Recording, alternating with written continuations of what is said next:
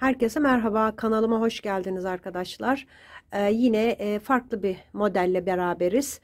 Bu daha önce ördüğüm minik yeni doğan bebeğime böyle bacaklarının göründüğü, bu sevimli ve detaylı bacaklarının daha çok göründüğü böyle bir kombin tasarladım. Bezi var, çıkarabiliyoruz buradan düğmeli. Ayrıca böyle minik bir elbise de yaptım. Bunun yapımını anlatacağım bu videoda. Ayrıca saç bantını da göstereceğim. Bir de pusetlerimiz için böyle minik çanta tasarladım. Onu da bu videoda anlatacağım. Önce elbiseyi anlatacağım. Daha sonra çanta yapımına geçeceğiz. Bakın çantamız böyle, içine kıyafetlerimizi koyabiliriz. Bakın.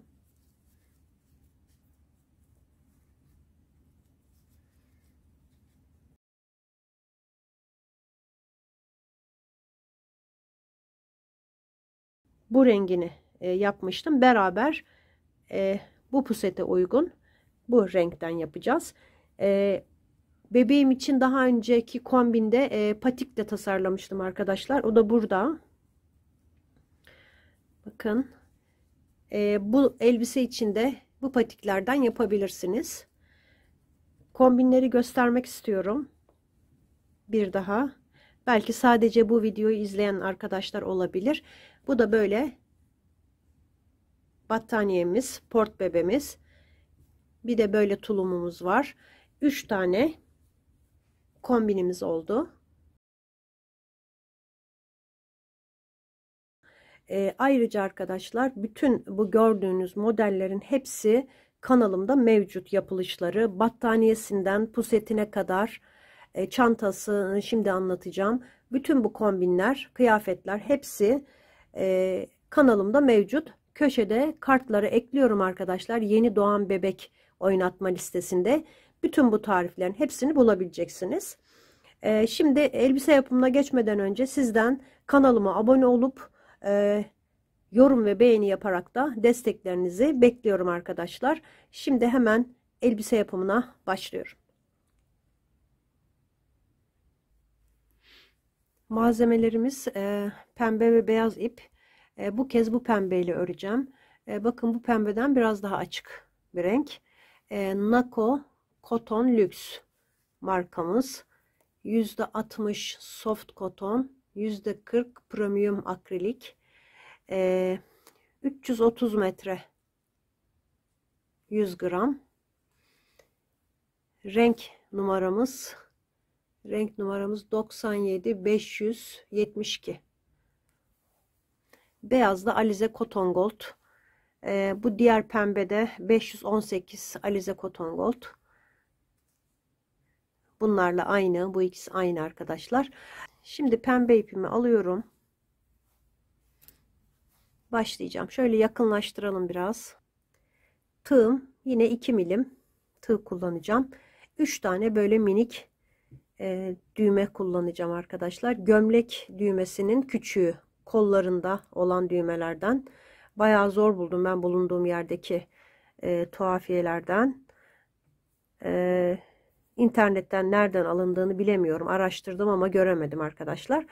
Böyle elinizde olan 3 tane gömlek düğmesi gibi ince küçük bir düğme de olabilir. Şimdi pembe ipimi alıyorum.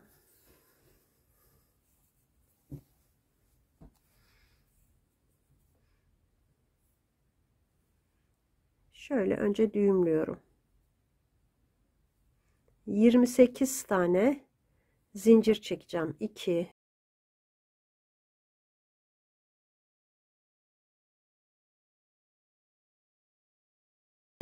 28.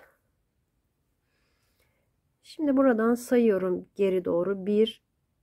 7 tane 6 tane atlayacağım. 7.'ye batacağım. 1 2 3 4 5 6 tane atladım. 7. zincire batıp sık iğne yapıyorum. Zincirin üzerinden devam ediyoruz. 2. sık iğnem. 3. Bu ilik olacak arkadaşlar. Bu düğmeye rahatlıkla oluyor. Eğer düğmeniz büyükse bu zincir 28 değil, daha fazlalaştırabilirsiniz ama bu ölçü yetiyor bu boyuttaki düğmeye. Zaten daha büyük bir düğme olduğu zaman güzel olmuyor. Çünkü elbisemiz çok küçük, bakın. Bu düğme bile büyük duruyor. Bulabildiğim en küçük düğme bu benim. Çıt çıt da yapabilirsiniz. Şimdi 3 tane sık iğne yaptım. Sıradaki zincirin içine 3 tane yapıyorum. 1 2 3 tane. Zincirin üzerinden devam ediyorum. 1 2 3. Yine 3 tane yaptım. Sıradaki zincirin üzerine batıp aynı yere 3 tane yapacağım. 2 3 arttırıyoruz. Burada sıkışıyor arkadaşlar bu zincir. Şuradaki, ona dikkat edin. Atlarsanız bu zincir sayınız eksik kalır. Şimdi buradan örüyorum. 2 3 4 5 6 tane sık iğne yaptım. Sıradaki zincirin içine yine 3 tane yaparak arttırıyorum.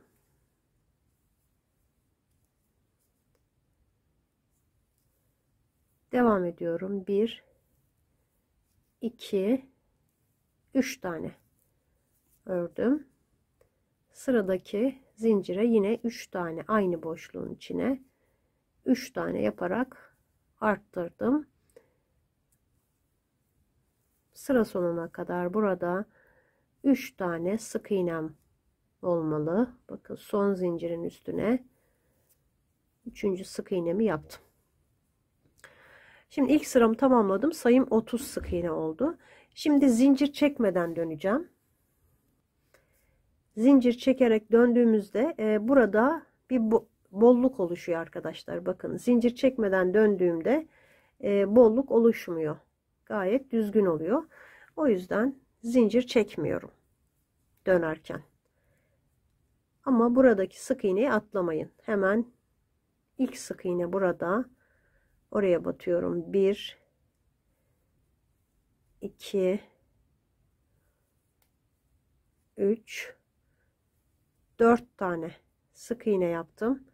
Sıradakine yine aynı boşluğun içine 3 tane yaparak arttırdım. Devam ediyorum. 1 2 3 4 5 sık iğne ördüm. Sıradaki sık iğnenin içine 3 tane sık iğne yapıyorum. Arttırmalarımız bu şekilde. Bir boşluğun içine 3 tane yaparak arttırıyoruz. Şimdi devam ediyorum. 1 2 3 4 5 6 7 8 tane ördüm. Bu kez yine buraya 3 tane yapıyorum. 2 aynı yere 3 tane yaptım.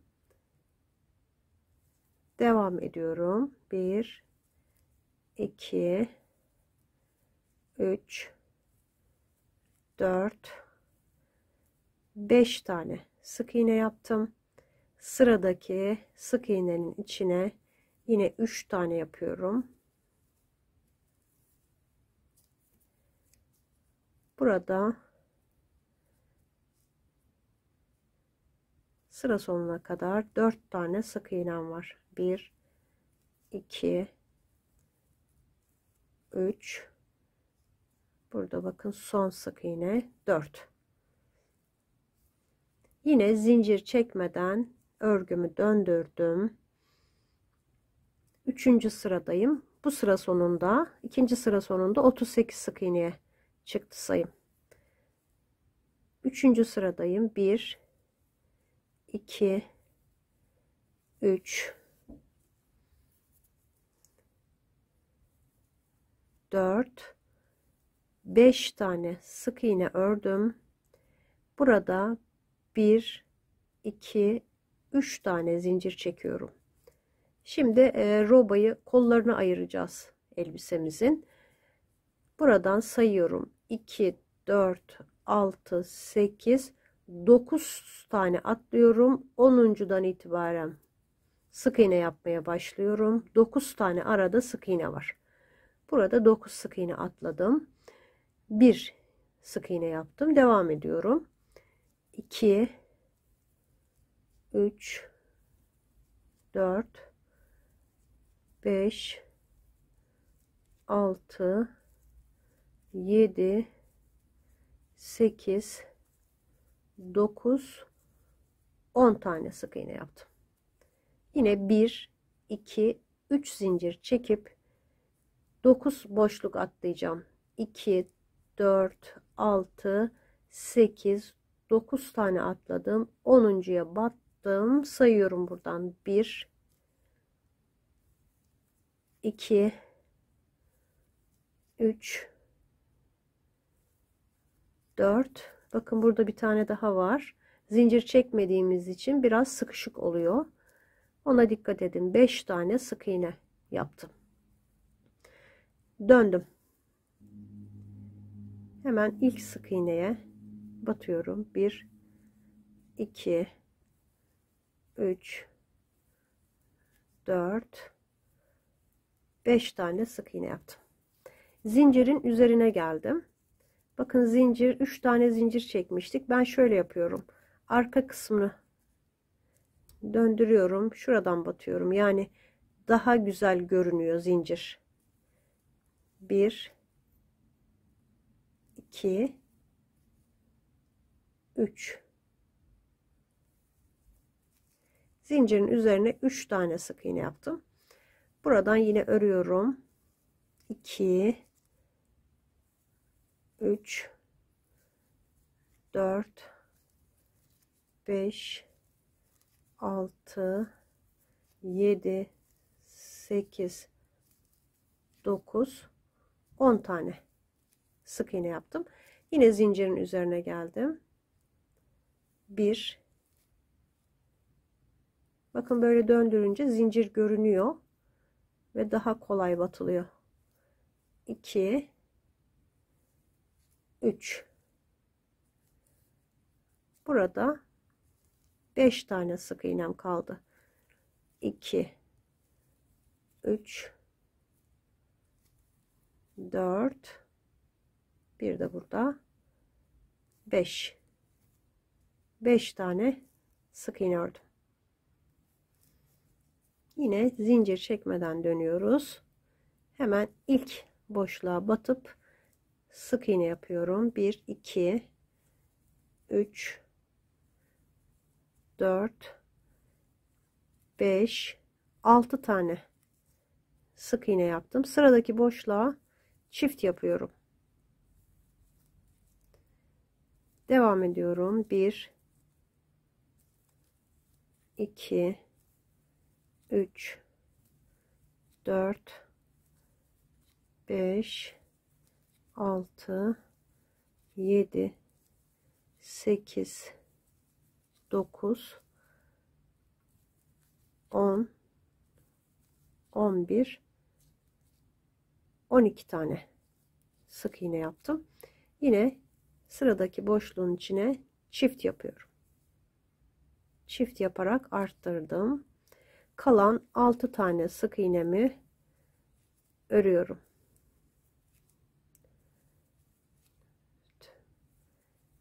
5 6 2 tane arttırma yaptım bu sırada. Bir önceki sırada 26 tane sık iğnem vardı. Burada 2 tane, bir koltuk altlarında birer tane arttırdım. Sayım 28 sık iğneye çıktı. Şimdi 3 sıra dönerek 6. sıra, 7 ve 8. sıraları dönerek aynı şekilde dönüyoruz zincir çekmeden. 3 sıra ördüm. Arttırmadan sonra 3 sıra 28 sık iğne ördüm. Şimdi 9. sıradayım. Dönüyorum yine.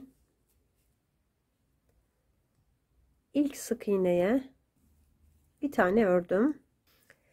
Bu sırada arttırma yapacağım. Arttırmalarımı şöyle ön taraftaki tek kanatlara batarak yapacağım. Bu taraftan tek kanadına battım. Çift yapıyorum. Bakın arkada bir kanadı kalıyor. Sıradaki bakın arkadaşlar böyle tek kanadına batarak yapacağım. Buraya 3 tane batacağım. Aynı boşluğun içine 3 tane sık iğne yapıyorum.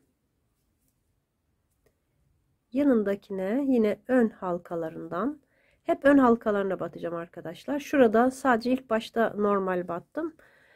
Diğerlerini ön halkaya yani bana bakan tarafa batacağım. Çift yapıyorum. Şimdi bakın burada tek yaptım. Çift yaptım. 3 tane yaptım aynı boşluğun içine. Sonra tekrar çift. Çift 3 tane. Çift 3 tane. Her bir sık iğnenin içine çift 3 tane yapacağım sırayla. Şimdi çift yaptım. Yine bana bakan halkasına batıp 3 tane yapıyorum. Arttırmalarımı bu şekilde yapacağım. Bir tane çift yapacağım. Bakın bu şekilde çift yaptım. Aynı boşluğun içine 2 tane. Şimdi sıradaki boşluğun içine 3 tane yapacağım. 2 3 bir tane 2 çift yapacağım. Yanındakine 3 tane yaparak bu formda arttırmalarıma devam edeceğim. Şimdi 3 tane yapıyorum. Sıradakine 2 tane yapıyorum. Yanındakine 3 tane yapıyorum. 2 3 elbisemizin ön yüzü burası. 3 tane yaptım. Yine sıradakine 2 tane yapıyorum.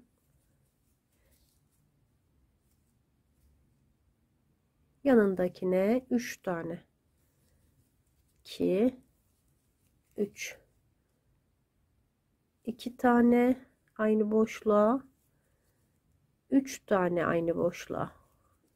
1 2 3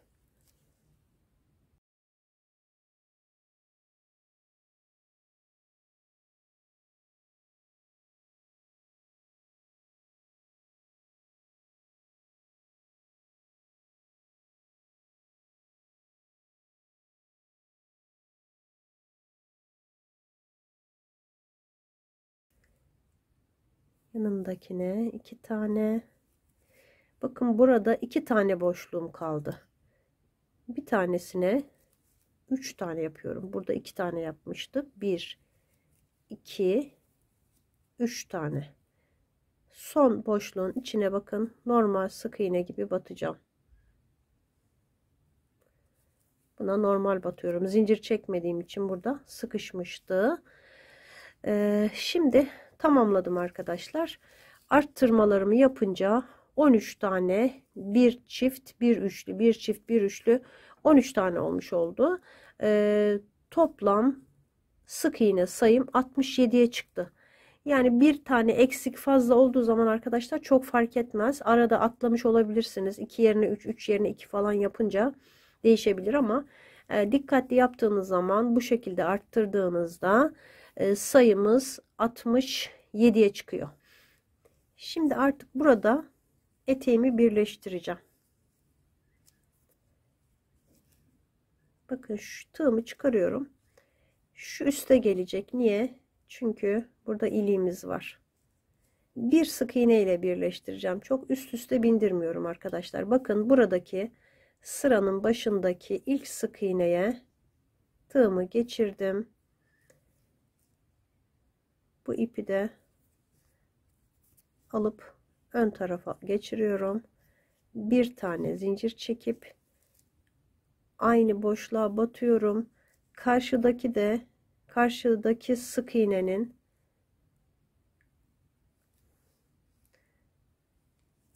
son sık iğnenin içine de battım. Böyle karşılıklı bir tane sık iğne ile birleştirmiş oldum. Yani çok üst üste binmiyor arkadaşlar. Bir tane bindirdim üst üste. Şimdi burada devam edeceğim. 67 sık iğnemiz, bir tanesini üst üste bindirdiğimiz zaman 66'ya düşecek. Buradan örmeye devam ediyorum. Artık geri dönerek yapmayacağız. Burada 66 sık iğne var.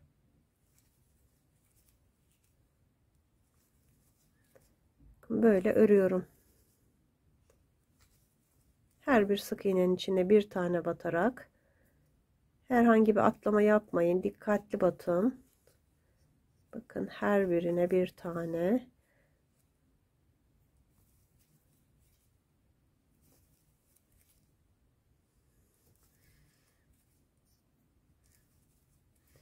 Bakın, böyle yapacağım. Buraya kadar, sıranın sonuna kadar tamamlayıp geleceğim.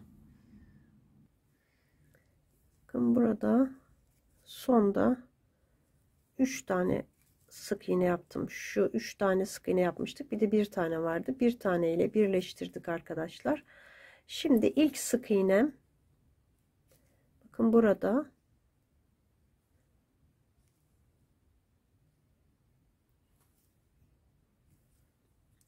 sıranın ilk sık iğnesine bağlantı yapıyorum ilmek kaydırma ile.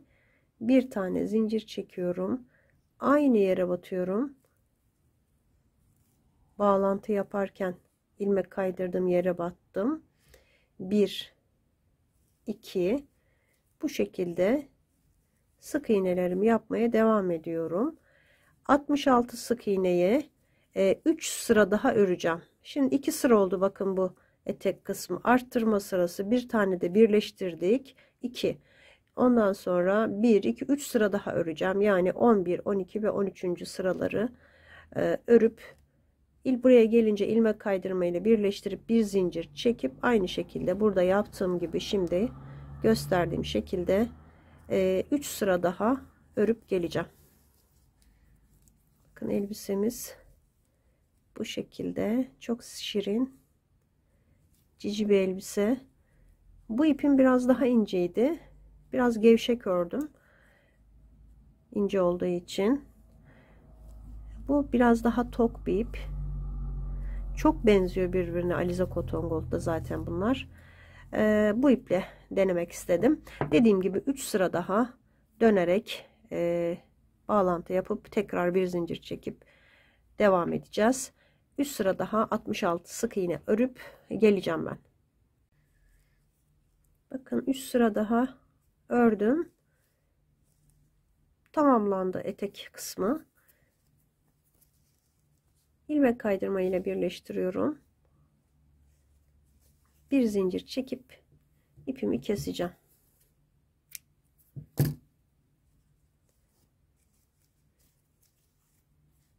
Bu ipi arkadaşlar ya iğne ile ya da böyle benim yaptığım gibi tığla içeriye çekelim.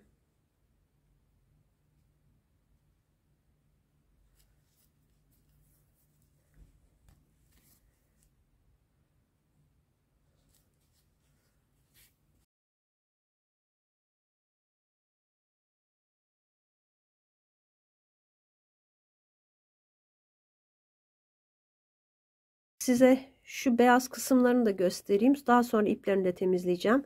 Bakın, hem yaka etrafına hem kol etrafına hem de şu eteğin arttırmasının olduğu sıraya ilmek kaydırma yaptım. Beyaz ipimi alıyorum. Arttırmaları yaptığım sıraya, bakın şuraya batıyorum. Onun dibine yapacağım ilmek kaydırmayı. Bakın, şu arttırma sırası, onun dibine battım. Buradan ipi yukarı çekiyorum. arttırma yaptığım boşluklara ilmek kaydırma yapacağım. Buradan batıyorum. Arkadan ipi alıp öne çıkarıyorum ve buradan geçiriyorum. Bir daha göstereyim. Buraya battım. Buradan ipi çekiyorum ve buradan geçirdim. Çok sıkı yapmadan normal bir şekilde ilmek kaydırmaları yapacağım. Sıranın sonuna kadar.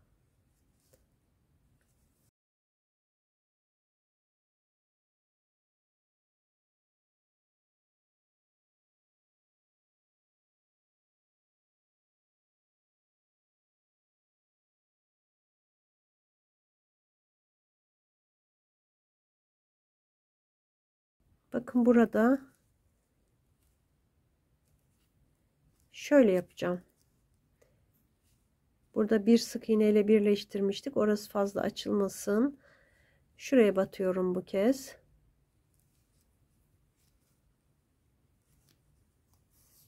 Battım. İpimi kestim. Şimdi şu başlangıç ipi, şu bitiş ipi, çok da sıkıştırmayalım arkadaşlar burayı. Yoksa bebeğimize zor girer, giydirirken zor olur. Şimdi buradan tığı geçirdim.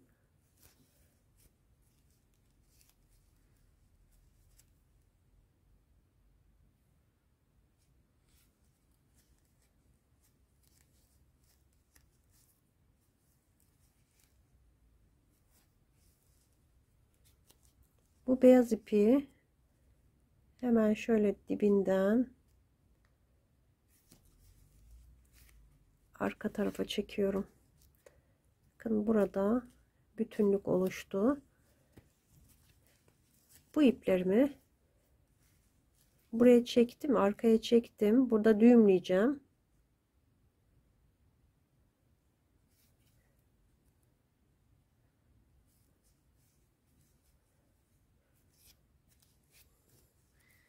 Bunu da aynı şekilde isterseniz tığ ile, isterseniz iğne ile, daha ince bir tığla da olur.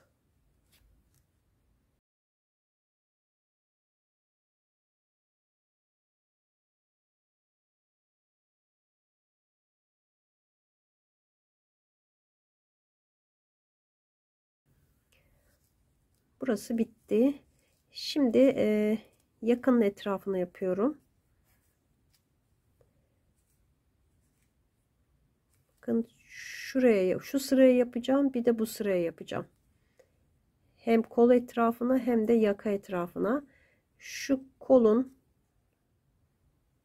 hizasından tığımı geçirdim bu taraftan arkadaşlar. Buradan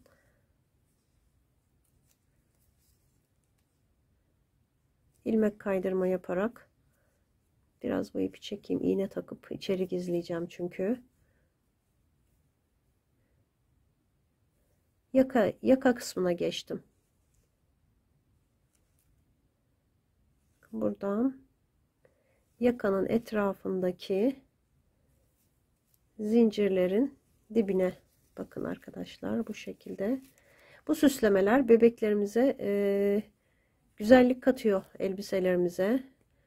Dümdüz yapmaktansa minik süslemeler her zaman için daha sevimli gösteriyor. Böyle her bir zincire batarak devam ediyorum.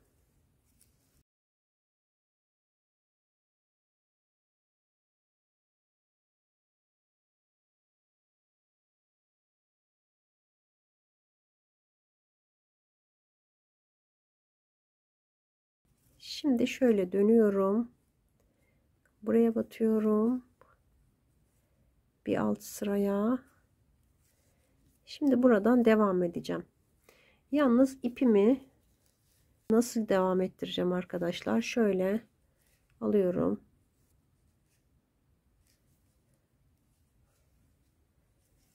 Bu da biraz şey olacak. Şöyle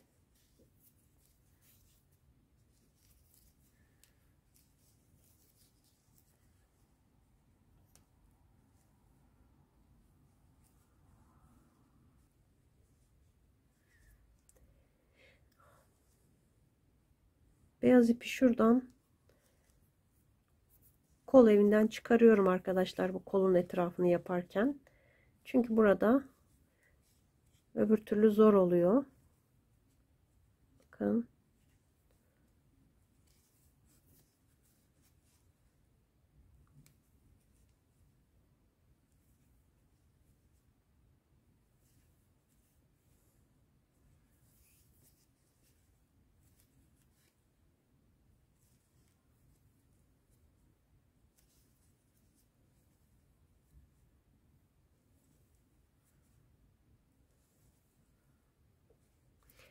Şimdi tekrar aynı şekilde şuradan bu kez ipimi tutacağım.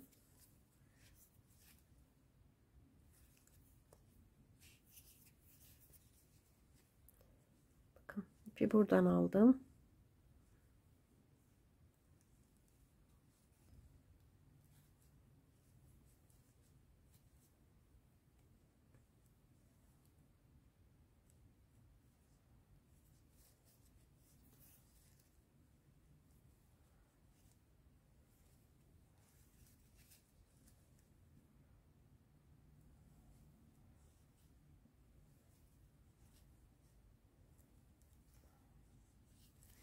Bakın, yine buradan çıkaracağım.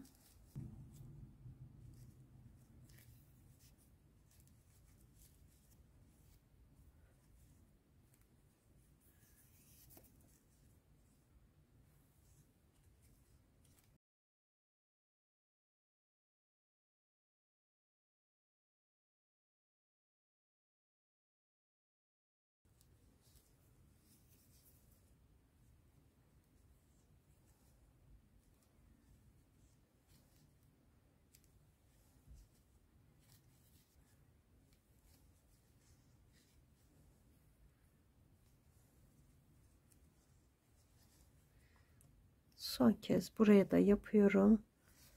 İpimi keseceğim.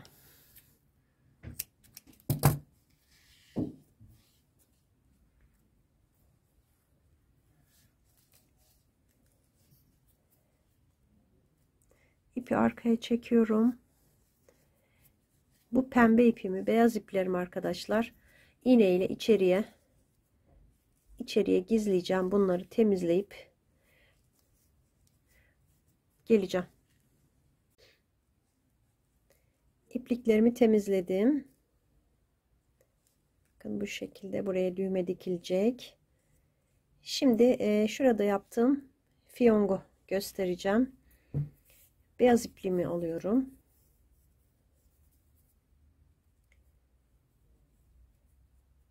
Yedi tane zincir çekelim. 3, 4, 5, 6, 7. 8 çekelim arkadaşlar. Uzun olsun, kısa olmasın. Şimdi şöyle yapacağımız yeri belirleyelim. Ben bunu biraz geriye yapmışım arkadaşlar. Daha şöyle ön tarafa doğru biraz yapacağım bu sefer. Yani şuraya bağlantı yapıyorum. Bakın.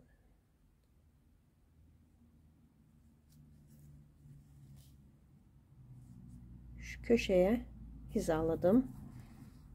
Tığımı geçirdikten sonra ilmek kaydırma yaptım.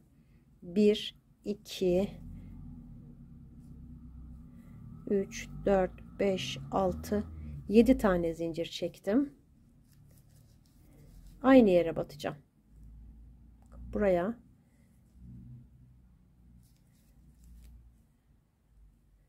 aynı yere battım. Yine ilmek kaydırma yapıyorum. 1, 2, 3, 4, 5, 6, 7 tane zincir çekip Yine aynı boşluğun içine battım. Yine ilmek kaydırma yaptım. 2 3 4 5 6 7 8 tane zincir çektim. Bakın bu şekilde. Şimdi ipimi kesiyorum.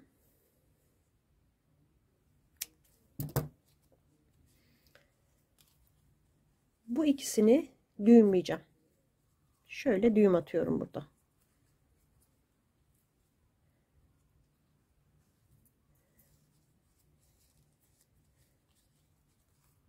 Sıkı bir düğüm atıyorum.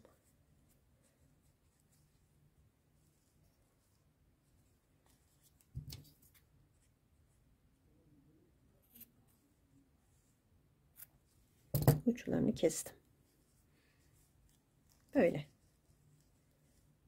kolay bir şekilde buraya bir süsleme yapmış oldum.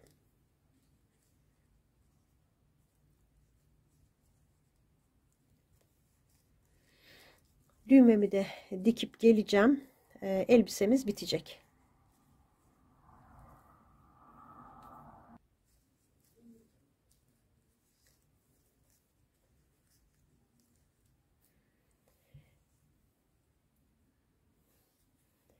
Şimdi arkadaşlar bezini yapacağız. Kilot, bez, nasıl adlandırırsanız.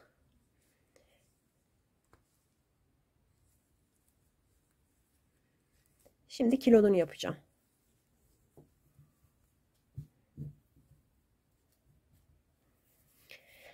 Beyaz ipimi aldım.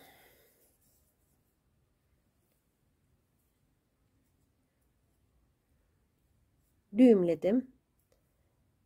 13 tane zincir çekiyorum. 3 4 5 6 7 8 9 10 11 12 13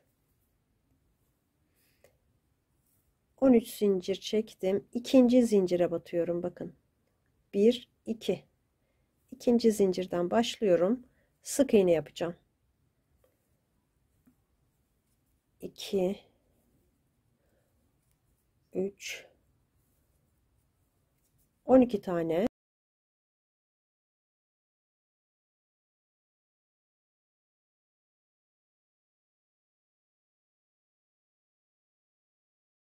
Şimdi bir zincir çekip dönüyorum.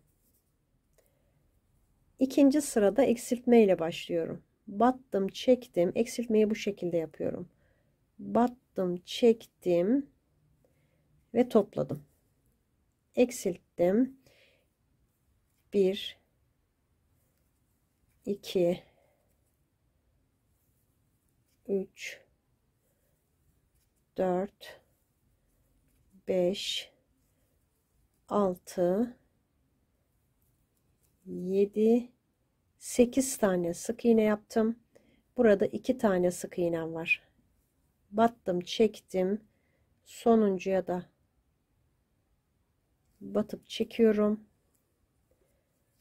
Topladım. Bir zincir çekip dönüyorum. Sayım 10'a düştü. 2 tane eksiltme yaptım. Şimdi bir sıra 10 sık iğne yapıyorum.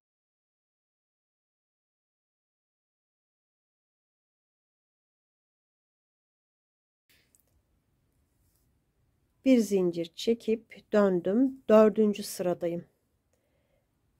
İlk boşluğa battım, çektim. Yanındakine battım, çektim ve topladım. Eksiltme yaptım. 1 2 3 4 5 6 tane sık iğne ördüm. Son 2 sık iğneyi birlikte böyle batıp çekerek aldım ve topladım. Bir tane zincir çektim. Sayım 8'e düştü. 5. sırada battım, çektim ilk sık iğnenin içine. Yanındakine battım, çektim, eksilttim. 1 2 3 4 tane sık iğne yaptım. Son 2 sık iğneyi yine eksiltiyorum. Bir zincir çektim. Sayım 6'ya düştü. Şimdi bir sıra 6 sık iğne yapıyorum. 2, 3,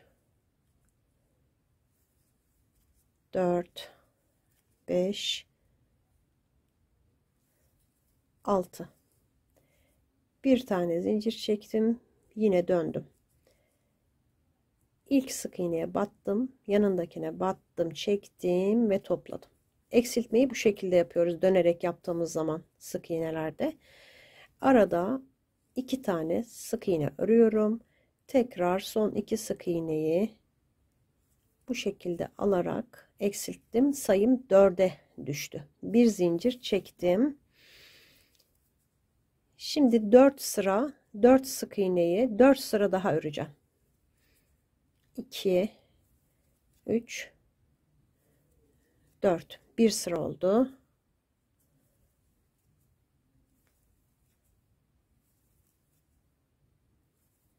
İki sıra bir zincir çekip dönüyorum.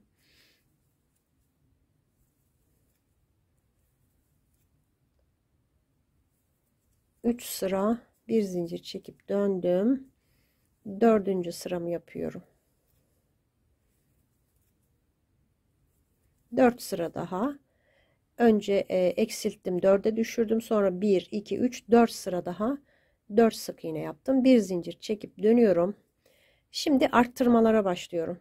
İlk sık iğnenin içine batıp 2 tane batıyorum arkadaşlar. 2 tane aynı boşluğun içine battım. Arada 2 tane sık iğne var. Son sık iğnenin içine de 2 tane batıyorum. Bir zincir çektim. Sayım 6'ya çıktı. Şimdi bir sıra 6 sık iğne yapıyorum. 1, 2, 3, 4, 5, 6. Bir zincir çektim, döndüm. İlk boşluğa batarak çift yapıyorum. 2 tane yaptım. Arada 1, 2, 3, 4 tane sık iğne yaptım. Son sık iğnenin içine yine çift yaparak arttırdım. Sayım 8'e çıktı. Bir zincir çektim, döndüm. İlk sık iğnenin içine yine çift yapacağım.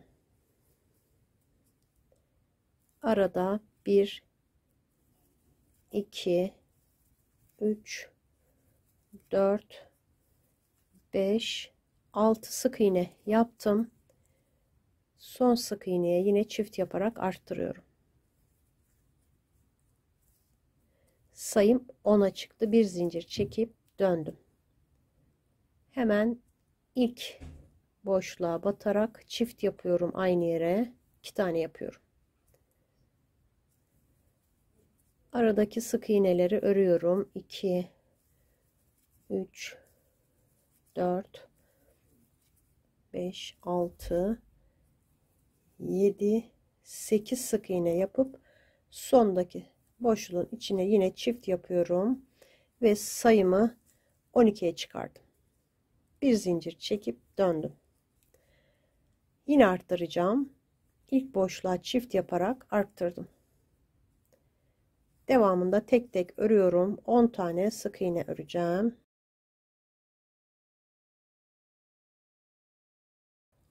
10 tane ördüm. Son boşluğun içine yine 2 tane yapıyorum. Sayım 14'e çıktı. Bir zincir çektim, döndüm. Şimdi hemen buradan başlayarak 14 sık iğneyi bir sıra dümdüz öreceğim.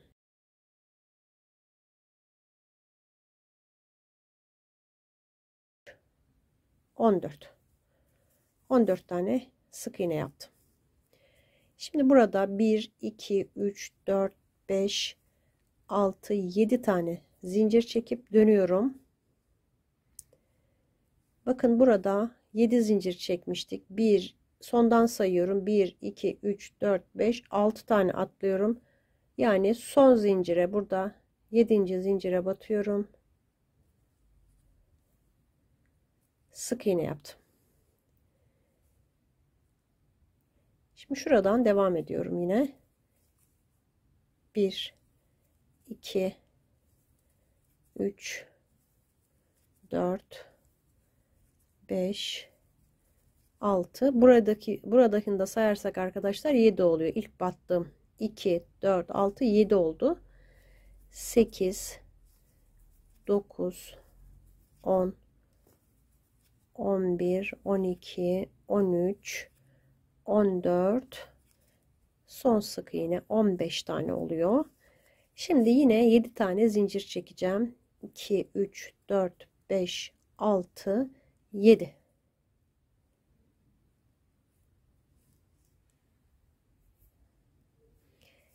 Yine buradan 1, 2, 3, 4, 5, 6 tane atlıyorum. 7. sık iğneye. Bakın şöyle. 7. zincir, sık iğne değil arkadaşlar. 7. zincire battım.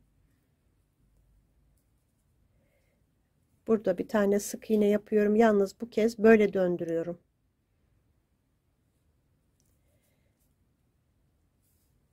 Bakın. Şuraya batıyorum.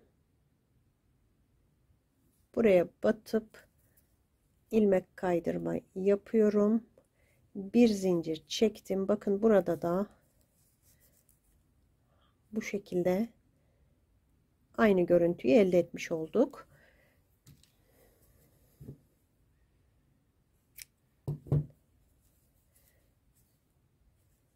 Şimdi iplerimi temizleyeceğim. Bitti. Bezimiz bitti. Kilodumuz bu şekilde. Şuralara bakın, tam şuraya, çok kenara değil. Bebeğinize ölçün. Belini sıkı bir şekilde kavrayacak ölçüde yapın. Şöyle yapacağım bakın düğmeleri.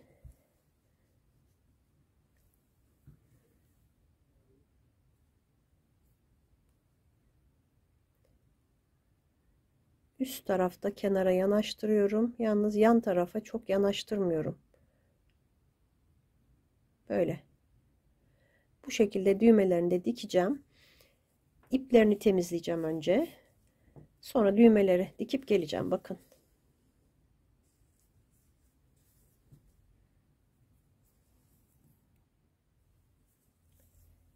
Düğmelerini diktim. Bu şekilde.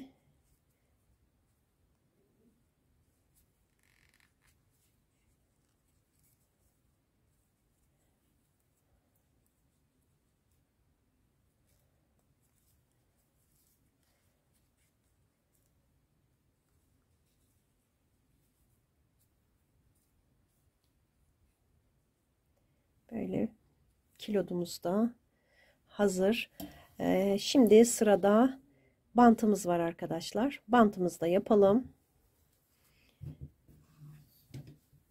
Yine beyaz ipliğimi alıyorum. 37 tane zincir çekeceğim. Bu zincir sizin elinize göre değişebilir arkadaşlar. Bebeğin başına ölçerek bu zinciri arttırabilirsiniz ya da azaltabilirsiniz. 4, 5, 6, 7. Ben 37 tane çekeceğim.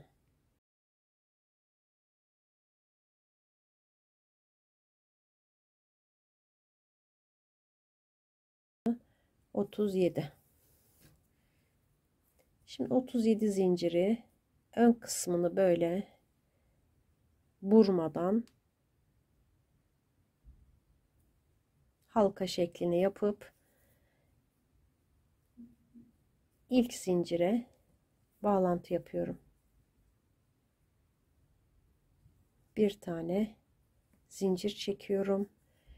Bu ipi sık iğnelerimi yaparken yürüteceğim. Her bir zincirin üzerine bir tane sık iğne yapıyorum. Böyle birleştirdikten sonra bebeğinizin kafasına takın arkadaşlar. Ben şimdi bunu çıkaracağım, bir deneyeceğim.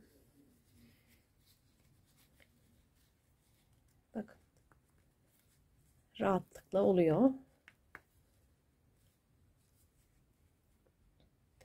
Siz de ölçün bebeğinize. Çok bol olmasın, çok da dar olmasın.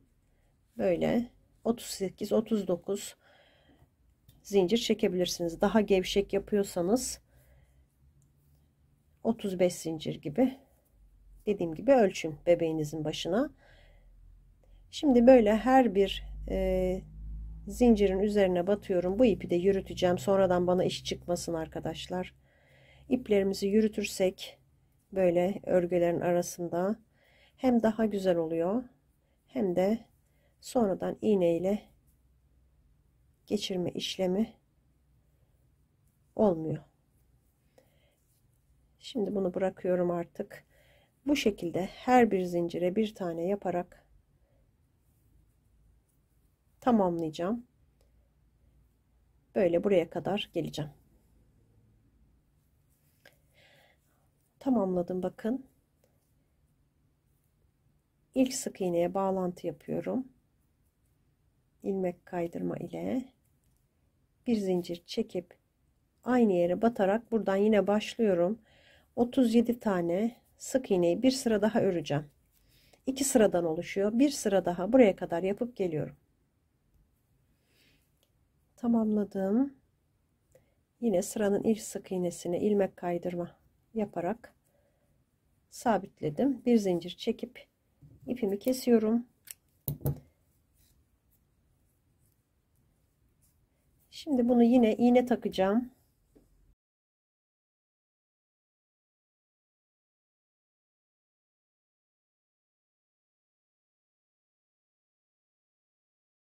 Bantımızın tabanı hazır.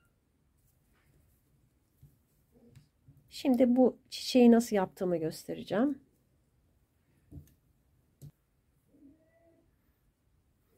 Pembe ipi aldım. Şöyle çeviriyorum. Sihirli halka yapıyorum. Bir zincir çektim. Sihirli halkanın içine 1 2 3 4 5 6 tane sık iğne yaptım. Sihirli halkayı sıkıştırıyorum. Şu ip biraz uzun olmalı arkadaşlar. Onunla ve bitirdiğimiz iple buraya monte edeceğim. Bu kadar yeterli. Sihirli halkayı sıkıştırdım. Şimdi ilk sık iğnenin içine batıp ilmek kaydırma yaptım. Şimdi 1-2 tane zincir çektim. Aynı boşluğa ilmek kaydırma yaptığım yere batıyorum. Yarım trabzan yapıyorum. Üzerine doladım. Tekrar aynı yere batıyorum. Bu şekilde tamamen toplamadan bırakıyorum. Yarım trabzan şeklinde. Topladım. Bir zincir çektim.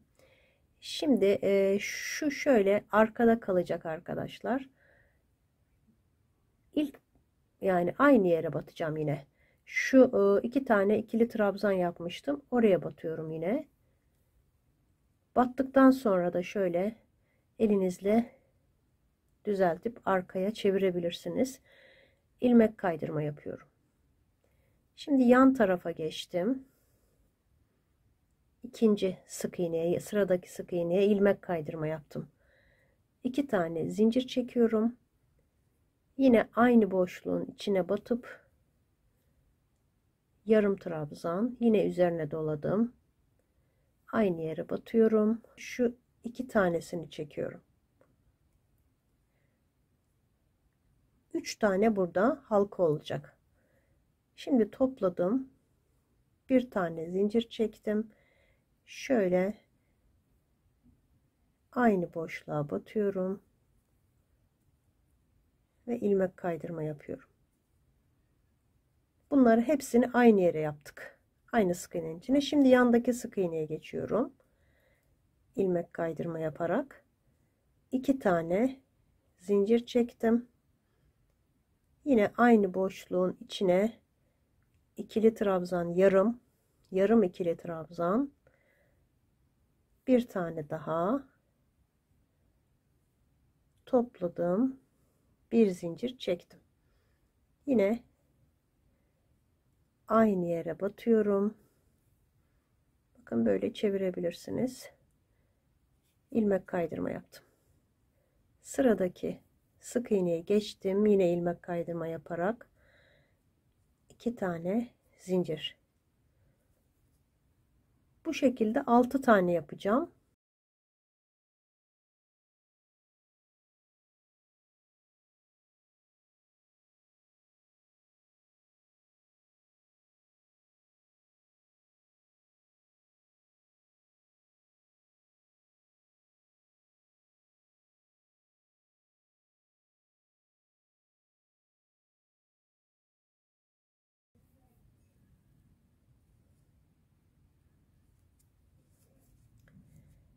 Birleştirdim. İlmek kaydırma yapıp bir tane zincir çektim.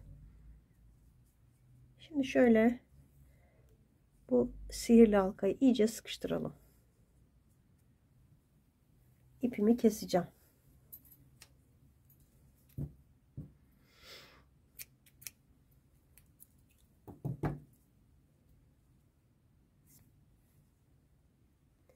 Şimdi şöyle arkasını çeviriyorum. Burada bu iki ipi düğümleyeceğim.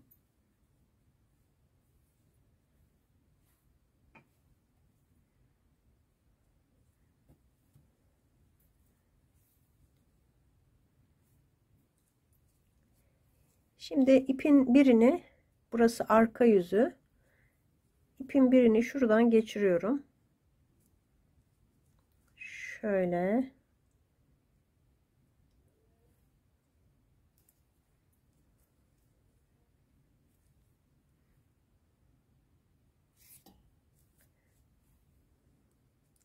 Yani şöyle yaptım. Bakın arkadaşlar, şu tarafa geçirdim. Şimdi bağlayalım.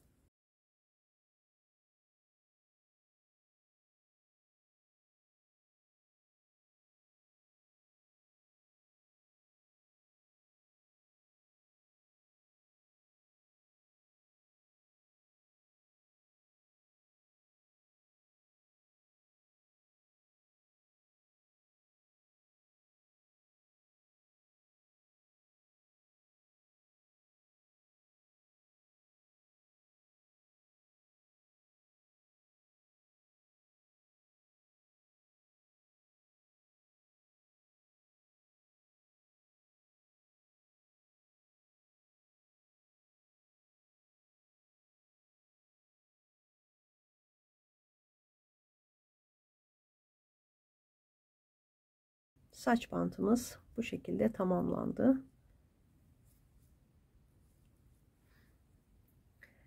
Şimdi çanta yapımına geçeceğim. Pusetin takımı oluyor arkadaşlar. Bu kez bu renk iple yapacağım.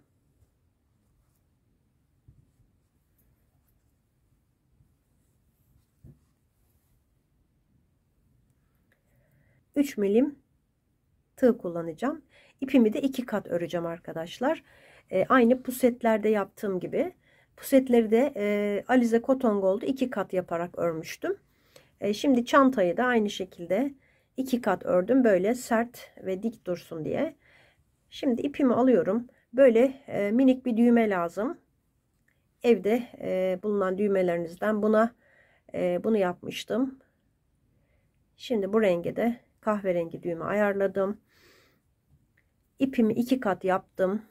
Bir içinden çıkardım. Burasından çıkardım. Bir de normal yerinden 2 kat ip hazırladım.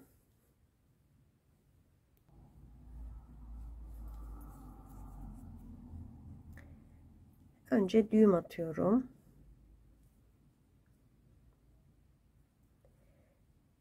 Zincir çekerek başlıyorum. 12 tane zincir çekeceğim. 3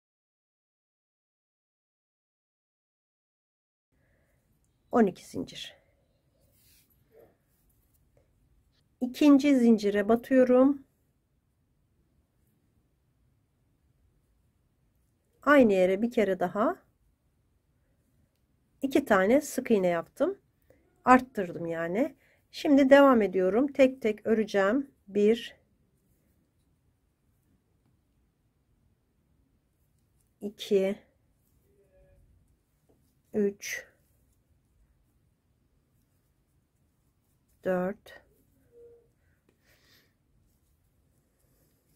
5 6 7 8 9 tane sık iğne yaptım. Son boşluğa geldim. Son zincirin içine 2 kat olunca biraz ayrılıyor arkadaşlar ama yine de örmesi o kadar zor değil. Üçüncü aynı yere 2 tane yaptım. 3 tane yapacağım. Şunu şöyle çeviriyorum. 3 tane son boşluğun içine sık iğne yaptım. Şimdi zincirin diğer tarafına ipimi gizleyeceğim. Burada örerken. Zincirin diğer tarafına geçtim. Bakın bu sizi yanıltmasın. 2 3 4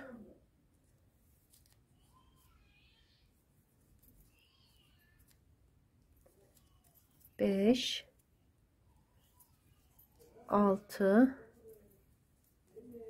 7 8 9 şurada bir boşluğum daha var. Ona da yapıyorum 10. Bu tarafa 10 tane sık iğne yaptım. Şimdi ilk sık iğnenin içine tığımı geçiriyorum. İlmek kaydırma yaparak birleştirdim. Bir zincir çektim. Sayım 24 sık iğne oldu. Şimdi bunu kesebilirim arkadaşlar.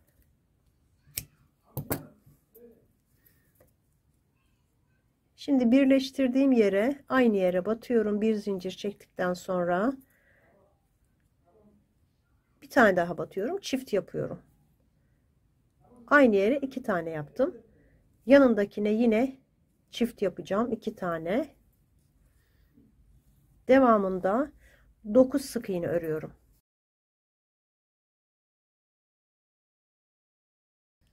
9 tane sık iğne yaptım.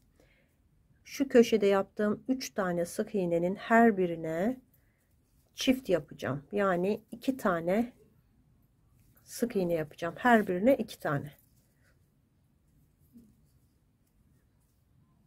Üçüncüye de 2 tane sık iğne yaptım. Arttırdım. Tekrar bu taraftan örüyorum.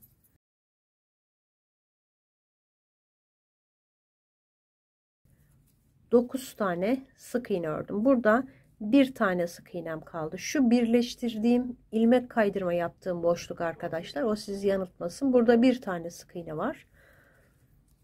Onun içine de çift yapıyorum. 2 tane yapıyorum. Şimdi ilk sıranın ilk sık iğnesine bağlantı yapıyorum. İlmek kaydırmayla bir tane zincir çektim. Şimdi aynı yere batıyorum. Üçüncü sıradayım. Bu ikinci sıra sonunda sayım 30 oldu. Üçüncü sırada başlıyorum şimdi. Bir zincir çektim. Aynı yere bir tane yaptım. Yanındakine geçiyorum. Oraya 2 tane yapıyorum. Arttırdım yani. Bir tek yaptım, bir çift yaptım. Tekrar bir tek, bir çift. Yine aradaki 9 sık iğneyi örüyorum. 9 tane ördüm. Yine arttıracağım. Bir tek yapıyorum. Yanındakine çift sık iğne yapıyorum. Yani 2 tane. Bir tek, bir çift. Aynı yere bir tane daha. Üçüncü arttırmamı yapıyorum. Bir tek, bir çift. Yine 9 sık iğnemi örüyorum.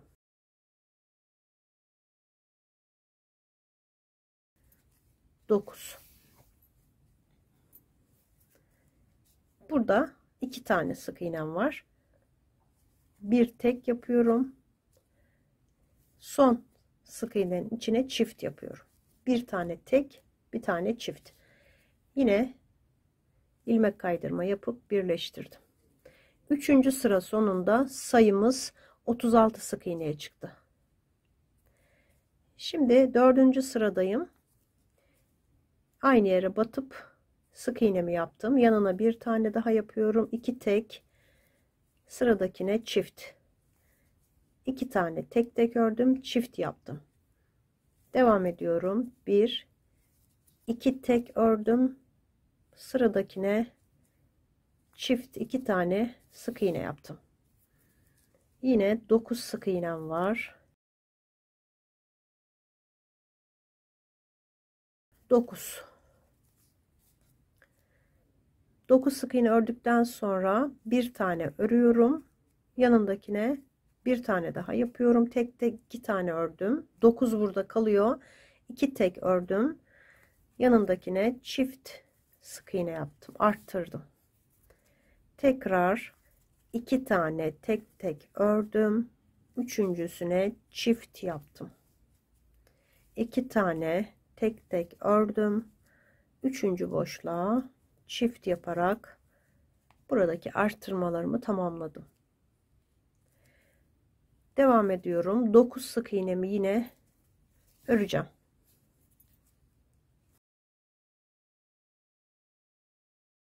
Dokuz tane ördüm. 1 2 tane tek tek ördüm. Üçüncüsüne son boşluğa yani çift yaptım ve sıramı tamamladım. İlmek kaydırma ile birleştirdim. Bir tane zincir çektim. Şimdi tabanımız bitti. 42 tane burada 42 sık iğne oldu son sıra sonunda. Şimdi birleştirdikten sonra bakın aynı yere arka lobundan batacağım. Normalde böyle batıyoruz. Ortasından batacağım. Tek kanadına sık iğne yapacağım. Ortasından batıp arka loblarına, bunlara fulo deniyor arkadaşlar. Fulo olarak yani arka loblarına batarak her birine birer tane sık iğne yapıyorum.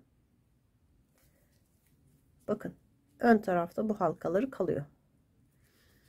Böyle devam edeceğim. 42 tane sık iğneye sıra sonuna kadar bu şekilde arka loblarına batarak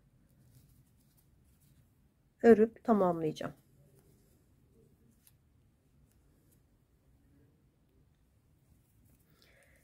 Tamamladım. İlmek kaydırmayla birleştiriyorum. Bir tane zincir çektim. Şimdi sık iğne batış şekillerimiz değişecek. Aynı pusette olduğu gibi bu şekilde yapacağız. Bakın çantada da bu şekilde.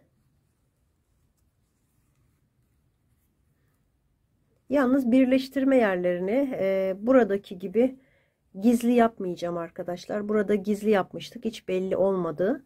Burada çok sizi uğraştırmayacağım. Zaten böyle arkada kalıyor. Burada da böyle çizgi halinde belli. O şekilde birleştireceğiz. Daha kolay. İlmek kaydırma yaparak birleştirdim. Aynı burada olduğu gibi. Şimdi bir zincir çektim. Bakın sık iğnenin ortasına batıyoruz. Normalde şuraya batmam gerekiyor. Buraya batmam gerekiyor. Ama oraya batmayacağım. Sık iğnenin ortasına batacağım. Çok sıkı yapmayın ki ortasına batmanız kolay olsun. Bakın sık iğnenin şurasına batmayacağım. Buralarına batmayacağım. Normal sık iğne orayı batarak yapıyoruz. Az önce burada yaptığımız gibi. Burada farklı bir model olduğu için ortasına batarak sık iğnelerimi yapacağım.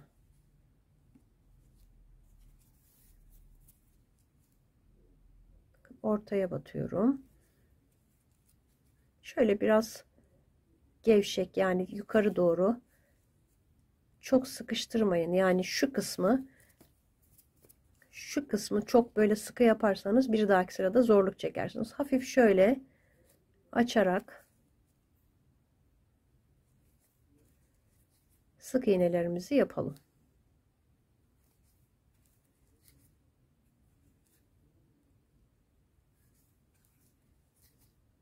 Çok zor değil arkadaşlar. Üstüne yaptıkça modelimiz, batış şeklimiz daha belirgin hale gelecek. Bu sırada biraz altta batılmadığı için ortasına bakın şuraya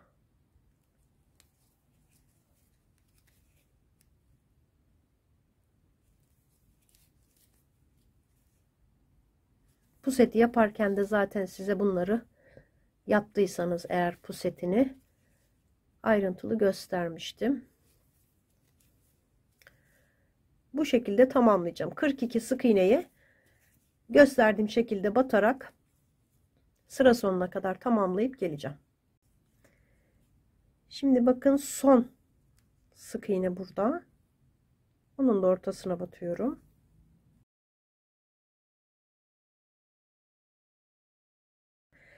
İlk sık iğnem burada. Buna batıp ilmek kaydırma ile birleştiriyorum.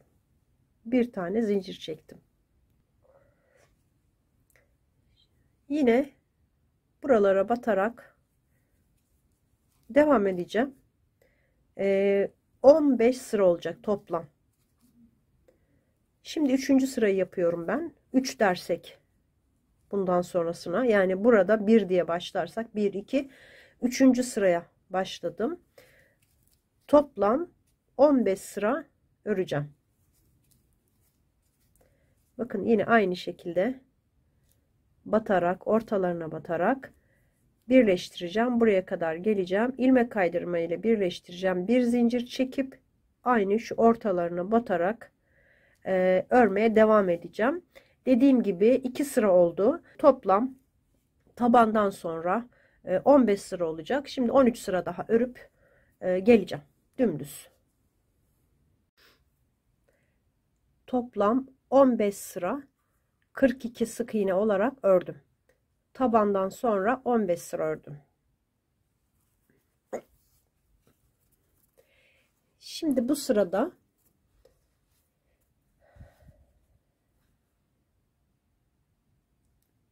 altı tane sık iğne öreceğim.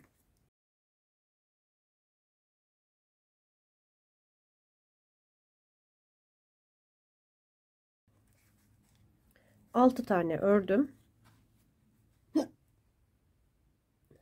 12 tane zincir çekeceğim.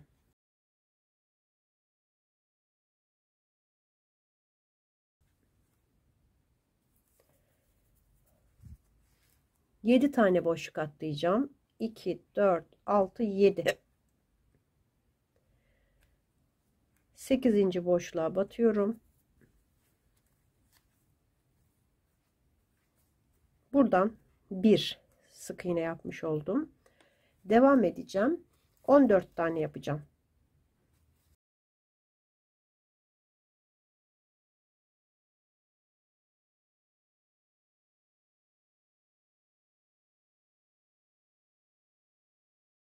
On dördüncü sık iğneyi yaptım. Şimdi yine 12 tane zincir çekiyorum. 3 4 5 6 7 8 9 10 11 12. Yine 7 tane sık iğne atlayacağım. 2 4 6 7 tane atladım. 8.'ye battım. Burada sıra sonuna kadar 8 tane sık iğnem var.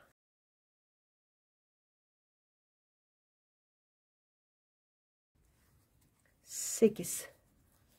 Yine sıra başına ilmek kaydırma yaparak birleştirdim. Bir zincir çektim. Şimdi yine bu sık iğnelerin üstüne örüyorum. 6 tane var burada. 3 4 5, 6. Zincirin üzerine sık iğne yapacağım. 1,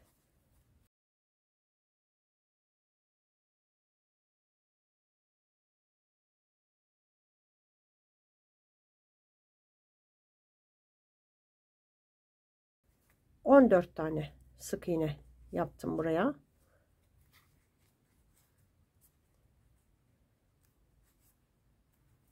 Böyle biraz daha sıkıştırırsak bir tane daha olabilir. 14-15 tane sık iğne yapabilirsiniz. Şimdi bu tarafa geçiyorum. Yine sık iğnelerin üzerine geçiyorum.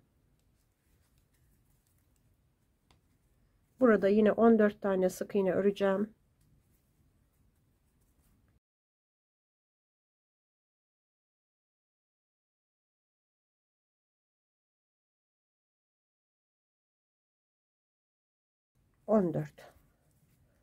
Yine buraya 15 tane sık iğne yapacağım zincirin üzerine.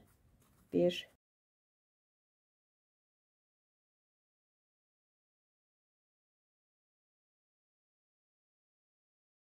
15 tane sık iğne yaptım.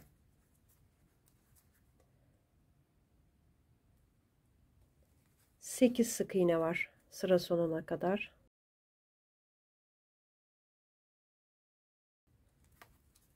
Sekiz tane sık iğne ördüm. İlmek kaydırma yapıp birleştirdim. Burada zincir çekmiyorum arkadaşlar. Son sırada her bir sık iğnenin üstüne yalnız buraya batacağız. Şu normal batış yerine batıyoruz. İlmek kaydırma yapıyoruz. 2, 3. Bu şekilde bütün sık iğnelerin üzerine ilmek kaydırma yaparak tamamlayacağım. Sapın üzerine de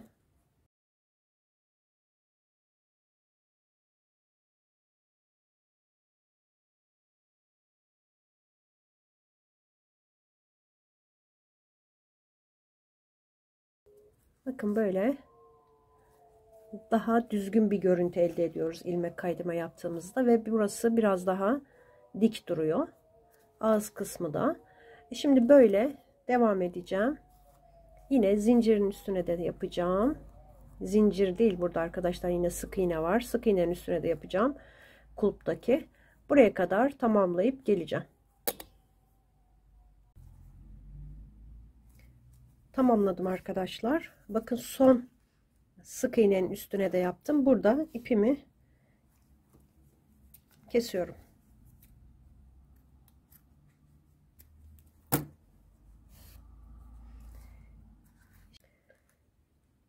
Şimdi bu ipimi buradan geçiriyorum. Böyle arkaya geçiriyorum. Burada bütünlük oluşması için şimdi şuraya geçireceğim tığımı. Yalnız şu arkadan geçirmek istiyorum. Çünkü ipim arkaya geçsin. Bakın bu son ilmek kaydırmanın ortasına tığımı geçirip içeri alıyorum.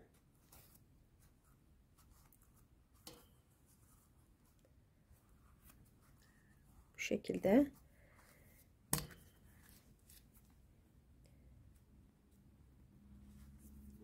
İpi burada düğümleyip iç kısımda düğümledim ve ince ip tığımı alıyorum. Biraz daha 2 milim tığımı alıyorum arkadaşlar. Buradan içeriye doğru çekeceğim.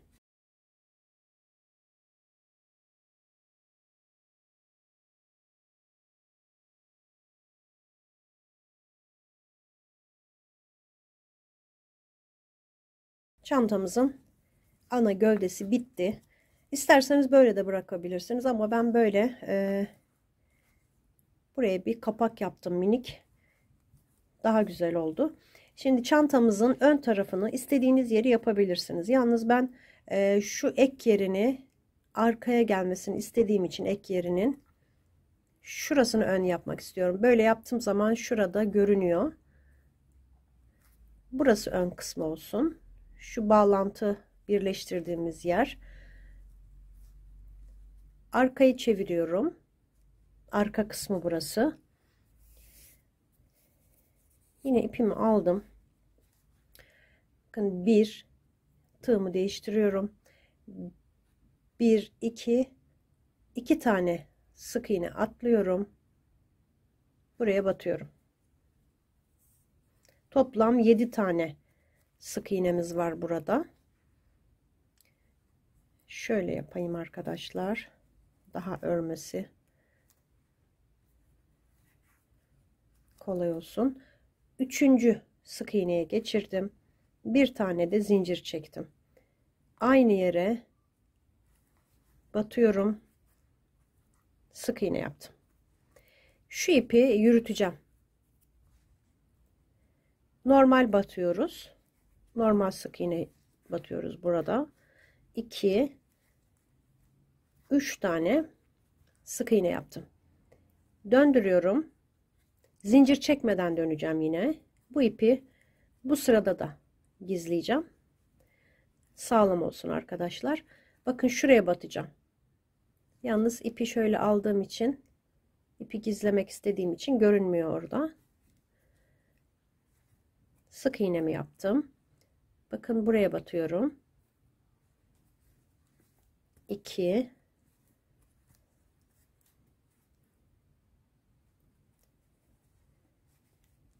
3 zincir çekmeden dönüyorum. Artık yürütmeyeceğim. 3 sık iğneyi toplam 7 sıra öreceğim. 3. sırayı örüyorum.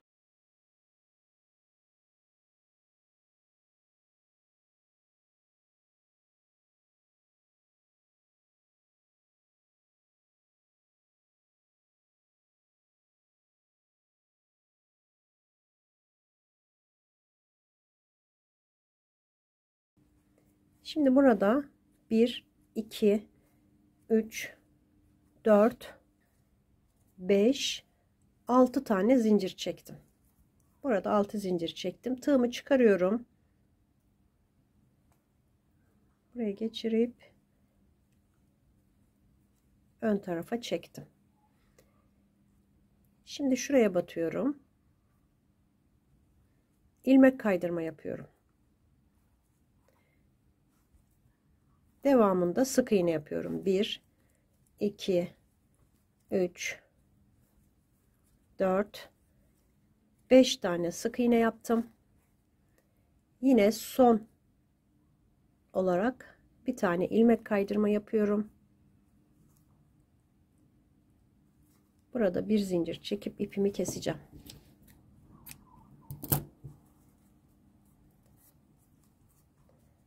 Bakın bu şekilde düğme yeri de oluştu. Şimdi bu ipi arkaya doğru çekeceğim.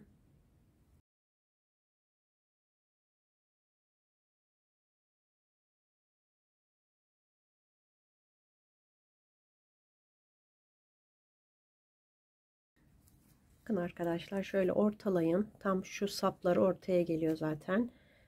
Buraya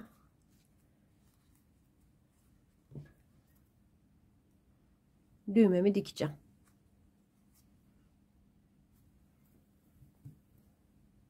Böyle bir düğme ayarlamıştım. Şuraya tam ortaya düğmeyi dikip geleceğim. Çantalarımız da hazır. Bu videonun da sonuna geldik arkadaşlar. Tekrar başka modellerde görüşmek üzere. Hoşça kalın.